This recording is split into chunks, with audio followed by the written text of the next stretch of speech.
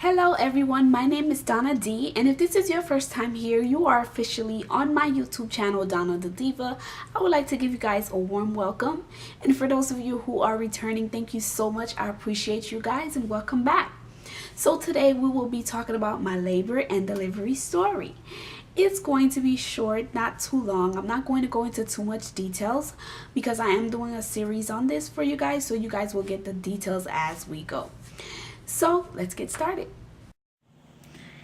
This could possibly be my last doctor's visit. You never know. I'm currently 37 weeks. I'll be 38 weeks on Friday. Today is Monday. So this baby could come at any given time because this was around the time that I did give birth to my daughter. So you never know what can happen. And I'm hoping this baby give me at least a couple more days because I still have some stuff that I need to finish and get done. So I'm excited to see my poo beer. Like, I'm so huge, y'all. Like, I'm huge. My stomach is done for as far as stretch mark is concerned. I've experienced a drop. So y'all, like, this belly here I could feel like when I stand up on the bottom because of the drop, it's like I could feel extra skin.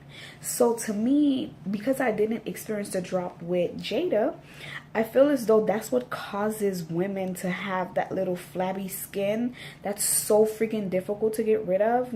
Even when they exercise, you still see that dead skin, that flabby. Oh, so I'm just like, please don't do this to me, because as I feel it when I stand up, even right now I'm feeling it. I could feel it a little bit, but when I stand up, I could like get a hold of it. I'm just like, ew, please don't happen to me. Don't do it to me. Don't do it to me. Y'all, don't do it to me.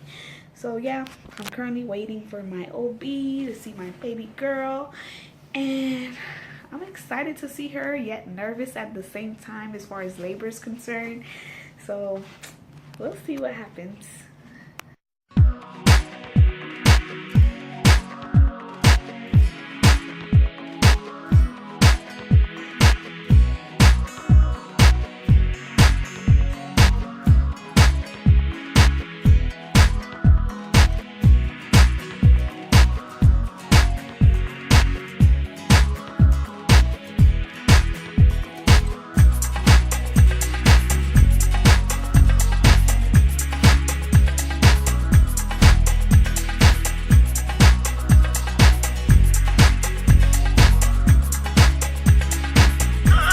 Yeah, enough and get it within here. Yes. Take daddy's space and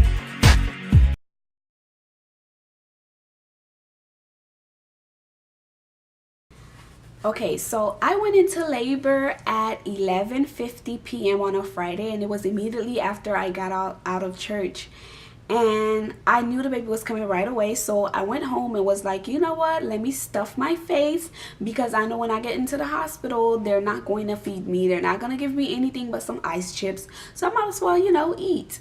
So I had some lunch, I ate, and then I relaxed. I even thought about doing my makeup, but I was like, nah, because after I was done eating, I was like, okay, it's getting a little intense.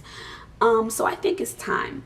So we headed to the hospital, and when I got there, they checked me. I was 2 centimeters. I was like, really though? Please don't send me home, because I did not come all this way for this. Because I really wanted to labor at home like I did with Jada, because by the time I got there, Jada was like in and out, So 2 centimeters, they had to check with my OB to see like whether they should send me home or not. And homie was like, yo, keep her in the hospital. And I was like, yeah, my dog. So I was so happy I did not have to go home. So eventually they put me in a room. I was relaxing. I felt the contraction. It was something I was able to handle.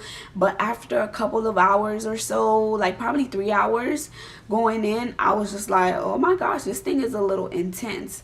Around 5 a.m. in the morning was when it was like the worst. I was like, yo, if these people don't come and give me my epidural, like something's going down.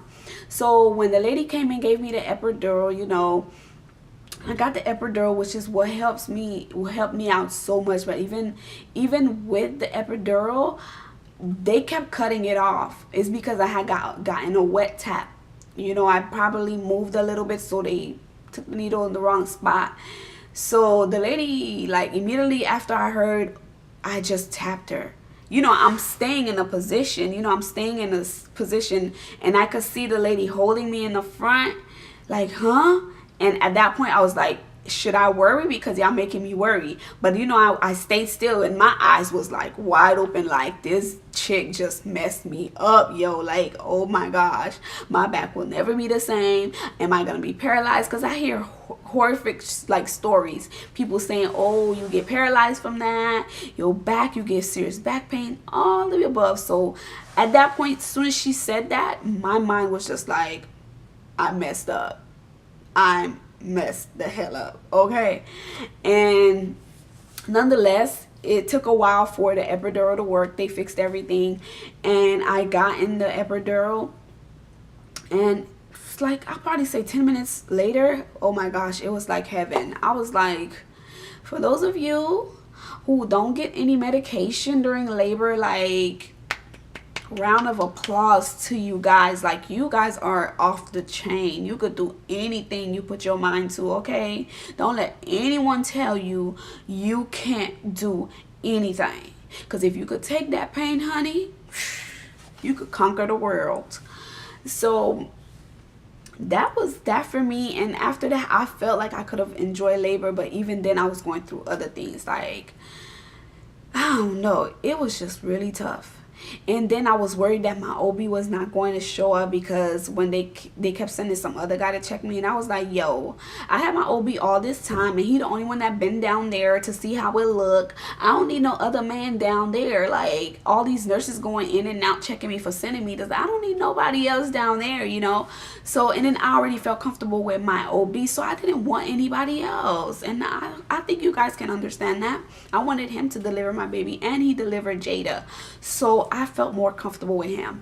And Lord and behold, he showed up like during the afternoon, like sometime around 12 p.m., which was awesome. I was so relieved and so happy to see him. And he just, as soon as he came, he just pretty much got the ball rolling, and I started to dilate. So maybe I was just holding off for him. Who knows? I don't know. But I had a beautiful baby girl at 3:05 p.m.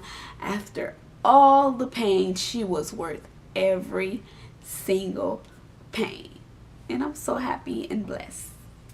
That's my story, short and cute and pretty, to the point. So I'll see you guys next time on my next video.